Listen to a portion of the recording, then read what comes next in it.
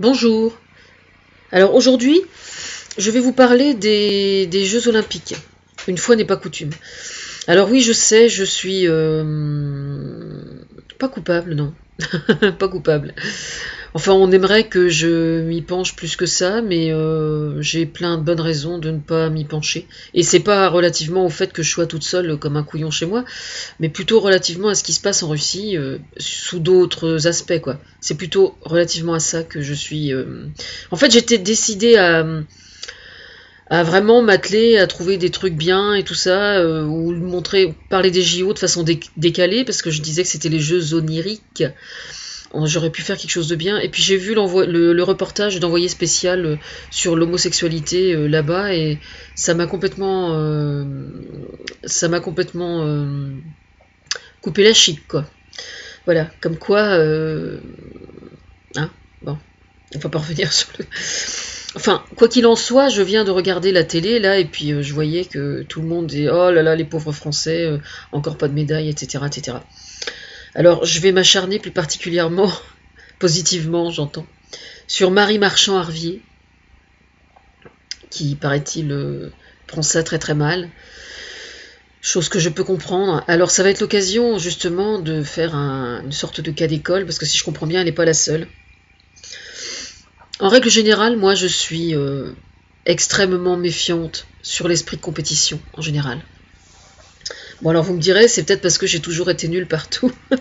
Ça ne fait absolument aucun doute sur le fait que ce soit effectivement ça le problème. En fait, moi je considère que quand on pratique un sport, l'idéal c'est de. Ça n'est pas que je sois contre la compétition, vraiment.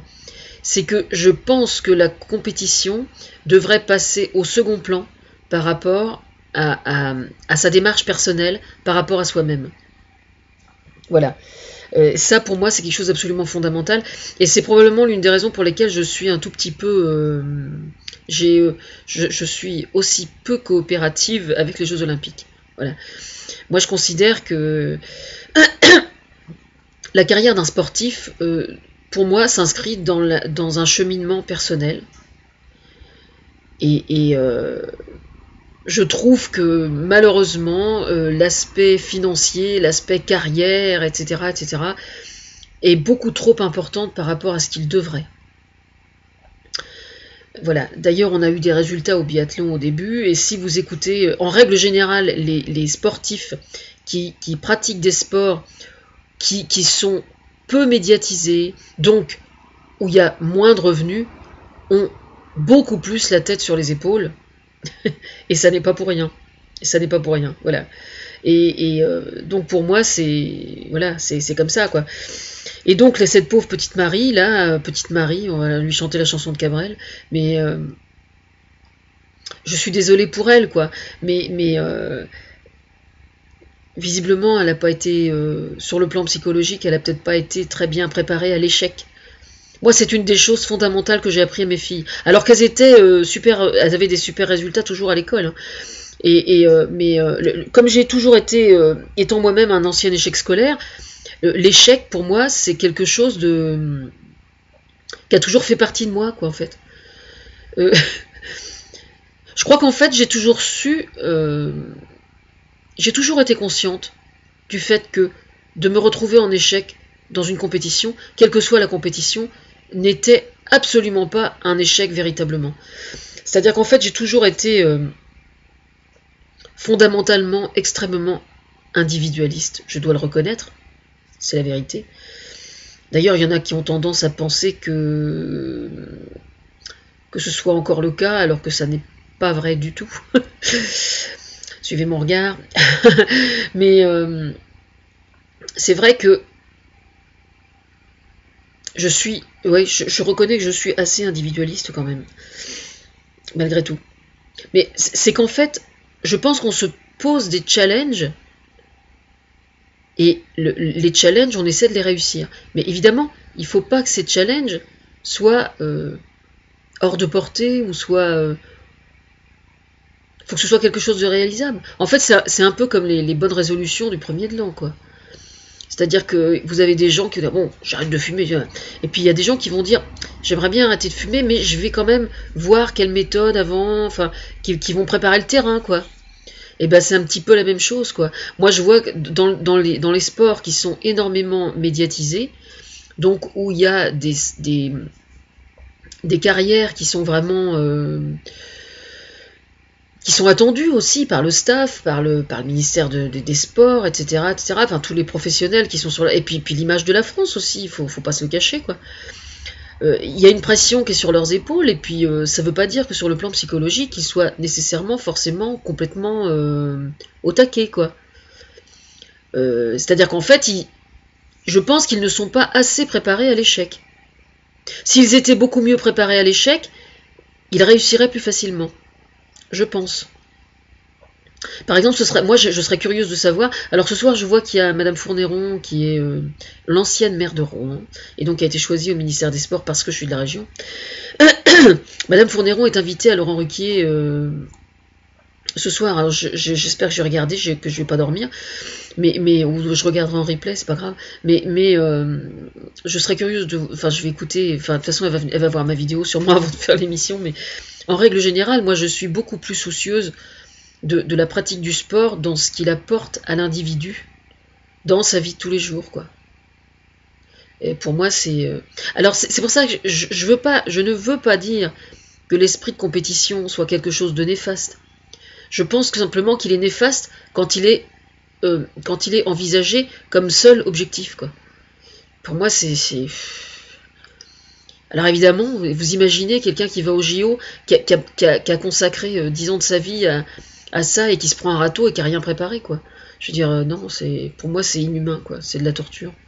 Ouais, je sais, je suis dur, mais c'est comme ça. Bon, sinon, pour revenir aux Jeux Olympiques, j'ai quand même... alors, il y a un blog, un groupe de soutien à François Hollande qui m'a posé le lien d'un blog hier, qui fait une analyse très intéressante des Jeux Olympiques. Je vais tâcher de le mettre à la suite de la vidéo. Sinon, bah, vous voyez, j'en suis au stade où il y a même des sports que j'adore, vraiment, où j'ai passé des moments d'émotion, il y a des années et des années de ça, comme le biathlon. En fait, je suis à l'origine, d'une certaine façon, du fait que le biathlon ait été aussi bien mis à l'honneur ces Jeux Olympiques. Parce que je me souviens avoir vu une compétition un jour de biathlon, j'étais encore avec mon ex à l'époque, et je me souviens que c'était juste absolument extraordinaire. En règle générale, j'aime beaucoup les sports qui sont en relation avec le relief, qui épousent le relief, ou qui se confrontent à un relief difficile. Je trouve ça absolument passionnant. Par exemple, j'adore le vélo-cross, le trial, enfin... Bon, le trial, il y a moteur encore, mais le vélo quand il est acrobatique ou des choses comme ça. Mais il y avait des disciplines là en ski. Alors comment ça s'appelle? Je me souviens plus. Comment ça s'appelle? Le short track. Le short track. Alors j'en ai vu un petit peu. J'ai trouvé ça vachement intéressant, mais évidemment comme je suis absorbée par d'autres choses, et ben j'ai pas pu vraiment bien regarder, quoi. En fait, il faudrait que je retourne voir en replay des choses, peut-être. Je trouverais des choses intéressantes. Mais bon, j'ai noté quand même que le comité olympique a fait un gros effort quand même pour continuer à s'inspirer de moi, comme quoi ils sont pas rancuniers. Enfin, c'est pas leur intérêt non plus, je pense. Parce qu'à partir du moment où je pressens ce qui plaît, bon. Le fait d'avoir adapté notamment certaines disciplines au goût des jeunes, par exemple, je trouve ça vachement bien, quoi. Je trouve ça vraiment bien. Je sais pas si ça a été beaucoup suivi et comment les jeunes perçoivent ça, mais moi je trouve que c'est vraiment une excellente démarche. Moi je souhaite qu'une chose... En fait, je pense que les Jeux Olympiques devraient servir de vitrine aux sports qui sont soit nouveaux, soit peu connus. Je pense que ce serait vraiment intéressant, quoi. C'est-à-dire que ça servirait de promontoire, en fait. Bon, en fait, ce que je souhaite, moi, pour les Jeux Olympiques à venir, bon là, de toute façon, avec Poutine, on ne pouvait pas discuter, si vous voyez ce que je veux dire. Et pour cause. Mais sinon, pour ceux à venir, ce que j'aimerais bien, ce serait que les podiums à l'arrivée, le premier, deuxième, troisième, là, soient tous sur le même niveau. Et que les 3 ou 4 premiers gagnent la même somme d'argent et la même récompense. Oui, alors là, ça n'est pas un pavé que je mets dans la mare, c'est carrément un menhir d'Obélix. J'en suis parfaitement consciente. C'est le menhir d'Obélix que je jette dans une flaque d'eau. Ben, comme ça, vous avez le son de cloche, quoi. Le but de la manœuvre, c'est que précisément, parce que on dit toujours que le quatrième, c'est la plus mauvaise place parce qu'il n'est pas sur le podium. Eh bien, il n'y a qu'à supprimer le podium et puis donner la même récompense aux 4 premiers, et puis déjà, ça va simplifier les choses. Non, mais il y a plein de... il y a plein de répercussions. Il y aurait plein de répercussions extrêmement importantes si on pouvait arriver à ça. Vraiment.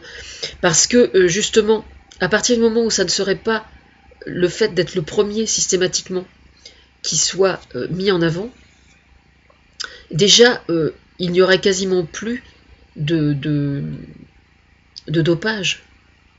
Puisque le dopage a pour objectif, justement, d'essayer à tout prix d'avoir la première place.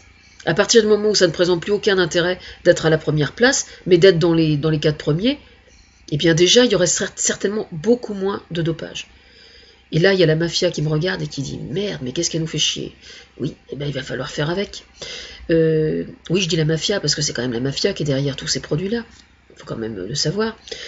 D'ailleurs, tiens, c'est marrant, on n'entend pas parler de lutte antidopage cette année.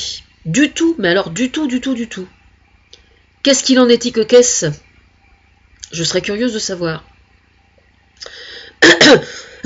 Bon, donc ce que je vais faire, en fait, je vais peut-être aller fouiller un petit peu pour voir s'il y a des commentaires un peu décalés ou un peu sur des blogs, tout ça. Je vais fouiller pour voir ce qu'il y a et puis je les poserai à la suite de la vidéo.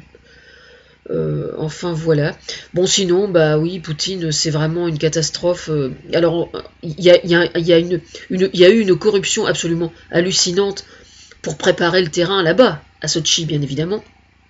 Une catastrophe écologique aussi. Hein. Et là, je vois qu'il est passé hier au village olympique pour boire un coup de rouge avec la fédération américaine des Jeux Olympiques, parce qu'il joue au... Non, pas à la baballe. Non, pas à la baballe. Au hockey sur glace. Il joue au hockey sur glace cet après-midi contre les Américains. Et... Enfin bon, voilà. Oui, je sais, à Rouen, il y a un super club et qui attend après moi aussi. Oui, je sais. Non, vous me gonflez pas, faudrait pas croire. C'est bien pire que ça. Bon match.